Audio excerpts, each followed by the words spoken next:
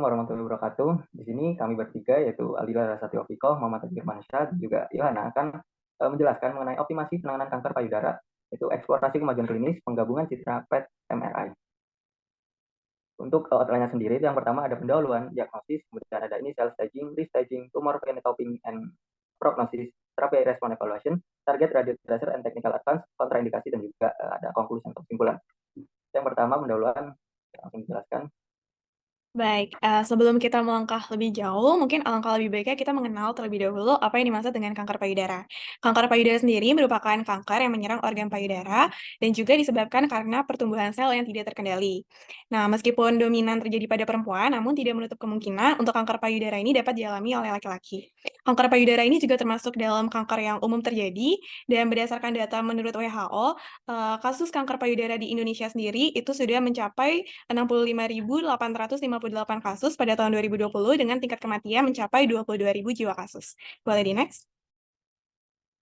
Nah, selanjutnya seperti yang sudah kita pelajari bahwa, sebelum adanya penanganan atau pengobatan kanker, kita perlu melakukan yang dinamakan dengan diagnosis, untuk mengetahui bagaimana keadaan sel kanker dari, pasien. Untuk kanker payudara sendiri, pencitraan yang umumnya dilakukan itu ada mamografi, ultrasonografi, kemudian ada MRI juga, dan untuk kanker yang biasanya sudah metastasis atau menyebar, itu dapat dilakukan pencitraan seluruh tubuh dengan menggunakan CT atau PET-CT dengan menggunakan radiofarmaka, contohnya menggunakan 18 fluor FDG, yang akan kita bahas juga lebih lanjut pada presentasi ini. Selanjutnya ada juga pencitraan menggunakan PET-CT 18 fluor FDG. Ini merupakan diagnosis atau pencitraan yang menggunakan 2 fluoro 2 deokside glukos atau FDG, yang ketika diinjeksikan ke dalam tubuh pasien, maka radiofarmaka ini akan terkumpul pada jaringan yang memiliki aktivitas metabolisme glukosa yang tinggi. Salah satunya adalah sel kanker.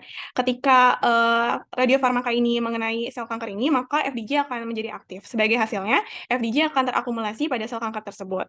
Nah, dalam pencitraan PET, FDG ini akan berikatan dengan radioaktif fluor yang akan mengemisikan positron yang kemudian akan terdeteksi oleh kamera PET. Nah, selanjutnya ada juga pencitraan PET MRI, yaitu pencitraan yang biasanya dapat digunakan untuk kanker payudara primer dan metastasis. Selain itu, pencitraan PET MRI ini juga menjadi pencitraan yang sekarang ini sedang dikembangkan karena memiliki keunggulan, yaitu kita dapat mendapatkan informasi terkait dengan fungsi dan metabolisme sel kanker seperti yang diberikan oleh pencitraan PET, namun kita juga dapat memperoleh informasi terkait dengan anatomi tubuh pasien seperti yang diberikan oleh pencitraan MRI. Boleh di-next? Selanjutnya, kita akan masuk ke bagian diagnosis. Pada slide ini, itu diperlihatkan perbedaan nilai spesifitas, akurasi, dan juga AUC atau area di bawah kurva antara MRI dan juga PET MRI. Dapat dilihat bahwa untuk pencitraan yang hanya menggunakan MRI itu nilainya lebih kecil dibandingkan dengan pencitraan menggunakan PET MRI. Sehingga membuktikan bahwa pencitraan dengan menggunakan PET MRI ini tentunya jauh lebih unggul. Nah, nilai yang diperoleh ini tentunya diperoleh dari beberapa studi prospektif yang melibatkan beberapa pasien yang mengalami kanker payudara. Nah, sehingga dengan pencitraan PET MRI kita dapat mengatasi keterbatasan dari pencitraan menggunakan MRI seperti membutuhkan pencitraan tambahan dan biopsi, menambah biaya pengobatan dan waktu pengobatan. Pencitraan menggunakan PET MRI ini memberikan kita informasi fungsional dari PRT yang akan meningkatkan spesifitas pengukuran. Lalu dapat juga meningkatkan akurasi yang tinggi untuk membedakan lesi payudara yang jinak dan ganas. Nah, untuk nilai AUC atau area di bawah kurva dapat dilihat bahwa nilainya tidak jauh berbeda antara pencitraan MRI dan juga PET MRI. Sehingga diperlukan adanya ambang batas ukuran untuk diameter lesi kanker, dan biasanya itu ukurannya itu adalah 10 milimeter. Hal ini dibuktikan dengan beberapa penelitian yang menunjukkan bahwa akurasi pengukuran dosis itu menurun sekitar 2% ketika ukuran diameter lesinya itu kurang dari 10 milimeter. Selain itu, kita juga perlu perhatikan bahwa sensitivitas diagnosis juga dipengaruhi oleh aktivitas glikolitik sel kanker. Boleh di-next? Oke, selanjutnya untuk bagian initial staging. Nah, dalam kasus kanker payudara ini, penentuan stadium lokal regional melalui pemeriksaan gambar atau citra biasanya dapat dilakukan dengan menggunakan mamografi atau ultrasonografi. Namun, untuk penentuan stadium praoperasi, MRI payudara menggambarkan ukuran tumor primer dan luas tumor dengan lebih akurat serta mengidentifikasi area keganasan yang tersembunyi pada kedua payudara dibandingkan dengan mamografi dan ultrasonografi. Bagi pasien dengan diagnosis tumor metastasis, pemeriksaan sistemik dengan CT dan scintigraphy tulang atau 18 FFDJ PET-CT dapat dilakukan. Studi mengenai PET MRI telah banyak dilakukan dengan tujuan untuk menyelidiki gabungan kedua modalitas dalam proses penentuan stadium praoperasi ini. Boleh next? Pada PET MRI payudara dengan posisi tengkurap memiliki sensitivitas yang lebih tinggi dibandingkan dengan PET MRI seluruh tubuh dengan posisi terlentang. Dalam sebuah studi prospektif yang melibatkan 42 wanita dengan 48 karsinoma duktal invasif, menunjukkan bahwa sensitivitas sebesar 100% untuk PET MRI payudara simultan dengan posisi tengkurap, dan sensitivitas sebesar 87,5% untuk PET MRI seluruh tubuh dengan posisi terlentang. Selain itu, terdapat 100 lesi ganas pada 108 pasien dengan kanker payudara primer dapat terlihat melalui MRI yang sensitif terhadap difusi dan gambar PET dari pemeriksaan PET MRI payudara simultan dengan posisi tengkurap. Namun, terdapat 13% dari 100 lesi tidak terlihat secara visual pada MRI yang sensitif terhadap difusi pada PET MRI seluruh tubuh, dan 7% tidak terlihat secara visual pada PET dengan PET MRI seluruh tubuh. Boleh next? Berikut ini terdapat gambar perbedaan antara MRI tunggal, PET, dan PET MRI, yang dimana PET MRI payudara ini dengan posisi tengkurap menunjukkan penentuan stadium anatomi klinis CT2-CN1 dengan 18 FFDJ. Di sini untuk penentuan stadium berdasarkan teknik konvensional menggunakan mamografi, ultrasonografi, dan palpasi. Di sini pada bagian gambar A ada karsinoma duktal invasif pada payudara bagian kanan dengan SUV maksimum 15,1. Untuk gambar bagian B yaitu nodus limfa aksila dengan level 1 bagian kanan dengan SUV maksimum 3. SUV ini yaitu standar untuk pengukuran. Nah, di sini terdapat salah satu pengujian untuk penentuan stadium tumor lokal. Dalam sebuah studi prospektif yang melibatkan 49 pasien dengan kanker payudara yang dikonfirmasi melalui biopsi, menunjukkan bahwa PET MRI payudara dan MRI tunggal memberikan hasil yang identik dalam penilaian stadium T atau ukuran dari tumor primernya.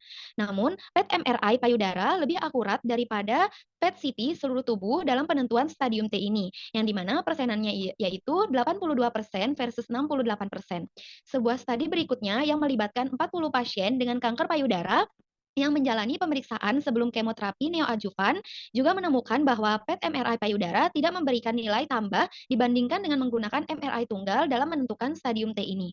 Boleh next? Demikian pula dalam sebuah studi retrospektif yang melibatkan 36 pasien dengan karsinoma duktal invasif menunjukkan bahwa PET MRI tidak mendeteksi lesi tambahan yang tidak terlihat hanya dengan MRI. Namun, keakuratan diagnostik lebih tinggi dengan PET MRI yang digabungkan dibandingkan dengan PET atau MRI tunggal. Sebuah meta-analisis mengenai efikasi diagnostik PET MRI dalam penentuan stadium T menunjukkan bahwa sensitivitas sebesar 91%, spesifitas sebesar 91%, dan AUSI sebesar 0,96. Boleh next? Gambar berikut ini merupakan PET MRI khusus posisi terlentang pada payudara dengan 18 FFDG menunjukkan stratifikasi anatomi klinis CT3 CN3B. Stratifikasi berdasarkan teknik konvensional menggunakan mamografi, ultrasonografi, dan palpasi. Untuk bagian A, yang merupakan nodus limfa internal mamaria kiri dengan SUV maksimum 0,9. Untuk bagian B, nodus limfa aksila tingkat 1 dengan SUV maksimum 14,4, dan bagian C merupakan karsinoma duktal invasif payudara bagian kiri dengan SUV maksimum 12,2. Boleh next? Untuk penentuan stadium N secara keseluruhan, sebuah studi menunjukkan bahwa PET MRI mengidentifikasi penyakit nodus limfa regional yang tidak terdeteksi oleh MRI tunggal atau teknik pencitraan konvensional lainnya. Dalam sebuah studi, stadium N berubah berdasarkan hasil PET MRI seluruh tubuh dalam posisi tengkurap pada 6 atau 15% dari 40 pasien yang awalnya dianggap tidak memiliki nodus secara klinis setelah pencitraan konvensional, baik menggunakan mamografi, ultrasonografi, dan MRI. Selain itu, kombinasi PET MRI ini meningkatkan keakuratan diagnostik dalam mengkarakterisasi nodus limfa ganas atau tidak dibandingkan dengan PET atau MRI tunggal. Dari berbagai studi, disimpulkan bahwa diagnostik PET MRI dapat menentukan stadium N memiliki sensitivitas gabungan sebesar 94%, spesifitas sebesar 90%, dan AUSI sebesar 0,96. PET MRI telah menunjukkan performa yang lebih baik dibandingkan dengan PET CT dalam penggambaran situs metastasis tertentu, seperti pada pasien dengan kanker payudara yang memiliki penyakit metastasis tulang dan lain sebagainya. Dalam sebuah studi, hasil PET MRI secara langsung mempengaruhi pengelolaan klinis penyakit pada 3 atau 12% dari 25 pasien kanker payudara, yaitu dengan penambahan radioterapi, perubahan terapi hormonal, atau pemberian kemoterapi. Data ini menunjukkan bahwa perubahan potensial dalam pengelolaan klinis berdasarkan hasil PET MRI dapat diperkirakan berkisar dari 12% hingga 33%. Boleh next. Kemudian untuk bagian restaging, di sini terdapat sebuah kasus ada 21 pasien dengan diagnosis kekambuhan kanker payudara menjalani PET CT seluruh tubuh dengan 18 FFDJ berbasis iodin diikuti oleh PET MRI seluruh tubuh berbasis gadolinium. PET MRI memiliki performa diagnostik yang lebih tinggi dibandingkan dengan PET CT, MRI dengan kontras, dan CT dengan kontras. Pada PET MRI memiliki akurasi yang lebih tinggi dalam deteksi lesi kanker payudara yang kambuh pada 36 pasien dibandingkan hanya dengan menggunakan MRI. Sebuah meta-analisis pada 8 publikasi yang melibatkan total 341 pasien dengan kanker payudara kambuh, metastasis atau primer menemukan tingkat akurasi keseluruhan yang tinggi dari PET MRI dalam penentuan stadium atau pengulangan pada tingkat pasien dengan AUC 0,99 plus minus 0,008 dan pada tingkat lesi dengan AUC 0,99 plus minus 0,01. Boleh next? Baik, selanjutnya kita akan lanjutkan dengan bagian tumor phenotyping dan prognosis. Tumor phenotyping sendiri itu mengacu pada karakterisasi dan identifikasi sifat-sifat fenotip dari tumor payudara, yang melibatkan analisis dan deskripsi sifat-sifat morfologi, struktural, dan biokimia dari tumor. Nah, sedangkan prognosis dalam konteks tumor itu merujuk pada perkiraan perkembangan tumor. Penelitian sudah membuktikan bahwa pencitraan menggunakan PET MRI menggunakan radiofarmaka 18-fluor-FDG memiliki korelasi dengan faktor prognostik dia klinis dan histopatologis. Fenotip yang diidentifikasi oleh radiofarmaka akan memperlihatkan hubungan antara biomarker sirkulasi dengan biologi tumor payudara. Metabolisme glukosa tumor payudara akan direpresentasikan oleh nilai SUV dari PET, sedangkan untuk selularitas tumor akan direpresentasikan oleh nilai edisi dari MRI. Nilai SUV itu menggambarkan jumlah glukosa yang diambil oleh sel tumor. Semakin tinggi nilainya, maka akan menunjukkan bahwa tumor mengambil glukosa dengan cepat. Sedangkan untuk nilai edisi yang rendah itu mengindikasikan tingkat selularitas yang tinggi dan kemungkinan rendahnya ekspresi reseptor estrogen. Berdasarkan hasil penelitian, nilai SUV ini akan berbanding lurus dengan derajat keganasan tumor dan proliferasi Ki67, tetapi berbanding terbalik dengan ekspresi reseptor estrogen. Derajat keganasan yang tinggi dan tingkat proliferasi Ki67 yang tinggi biasanya menunjukkan bahwa tumor lebih agresif dan berkembang dengan cepat. Boleh di next. Oke, yang selanjutnya adalah bagian tentang terapi respon evaluasi. Mana PET MRI itu sendiri itu dapat digunakan untuk mengevaluasi respon dari tumor belum dan juga sudah terapi.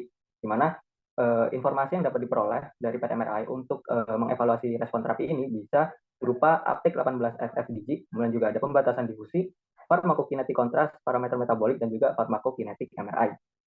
Di mana kombinasi parameter-parameter dari PET dan juga MRI ini dapat memprediksi respon patologis yang lebih akurat daripada penggunaan masing-masing teknik secara terpisah.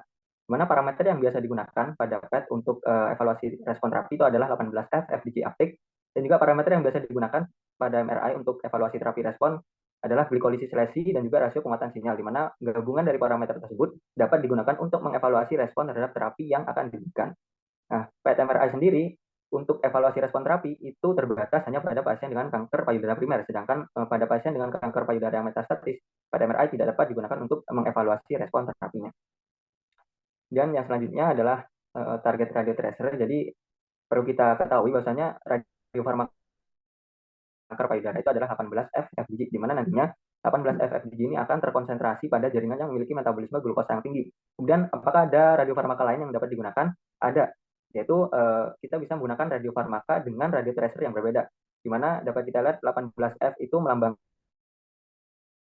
tracernya. Selain itu, radiofarmaka yang bisa digunakan adalah 18F FES, di mana nantinya dengan reseptor ER atau estrogen. Kemudian juga ada radiofarmaka 18F FFNP, nantinya radiofarmaka ini akan berikatan dengan reseptor PR atau progesteron. Kemudian ada 18F FMISO, di mana nantinya radiofarmaka ini dapat mengidentifikasi dan juga mengkarakterisasi hipoksia tumor, di mana 4 radiofarmaka ini saat ini sedang banyak dilakukan penelitian dan juga uji klinis. Berikut beberapa uji klinis yang saat ini sedang dilakukan berdasarkan data dari clinical trial pada bulan Juni 2021, di mana di sini kita bisa lihat bahwasanya terdapat radiofarmaka yang digunakan. Di sini 18 FFDG, di sini juga ada 18 FFAS. Nah, di sini juga disebutkan judul dari uji klinisnya itu sendiri, kemudian tujuan dari uji klinis itu sendiri, dan juga pasien yang digunakan dalam pengujian tersebut. Nah, selain itu, salah satu teknis atau technical advance yang perlu diperhatikan dalam PET MRI ini adalah pengurangan paparan radiasi pada pasien melalui pengurangan dosis. Karena beberapa studi menunjukkan bahwa citra PET dengan dosis 18F FDG yang rendah itu dapat memberikan kualitas citra yang masih dapat diterima klinis. Sehingga PET MRI ini dapat digunakan pada pasien kanker payudara dengan indikasi tambahan seperti pada wanita dengan resiko tinggi terhadap kanker payudara. Kemudian selain itu, pengembangan alat analisis otomatis pada PET MRI ini juga dapat membantu untuk mendeteksi, memisahkan dan juga mengklasifikasi lesi, serta mendefinisikan wilayah tumor secara kuantitatif. Namun untuk saat ini, alat analisis otomatis pada PET MRI ini masih belum tersedia secara klinis dan masih membutuhkan studi lebih lanjut lagi.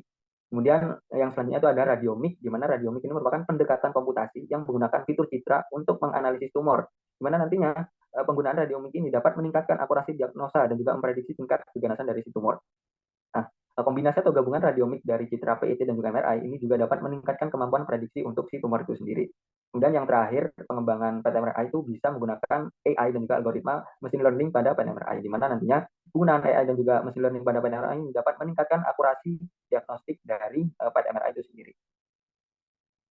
Kemudian yang selanjutnya adalah kontraindikasi, di mana kontraindikasi ini menunjukkan bahwasanya modalitas-modalitas seperti PET dan juga MRI ini ada batasannya, di mana untuk PET sendiri ini tidak cocok digunakan untuk pasien yang sedang hamil. Kemudian untuk MRI itu tidak cocok digunakan untuk pasien yang sedang hamil, kemudian memiliki alergi terhadap agen kontras berbasis gadolinium, kemudian memiliki gagal ginjal yang parah, menderita klaustrofobia, atau memiliki implan internal yang tidak cocok untuk MRI. Kemudian batasan untuk breast PET MRI itu sendiri adalah salah satunya adalah indeks massa tubuh, di mana indeks massa tubuh yang tinggi itu dapat menyulitkan posisi pasien dalam front position dengan coil payudara karena pembukaan saluran yang sempit.